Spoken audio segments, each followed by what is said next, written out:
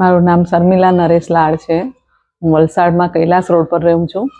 મને શારીરિક ઘણી તકલીફ હતી. મને કમરની તકલીફ, જોઈન્ટની તકલીફ હતી અને એસિડિટીનો પ્રોબ્લેમ હતો અને રાત્રે પૂરી ઊંઘ પણ નહીં આવતી હતી.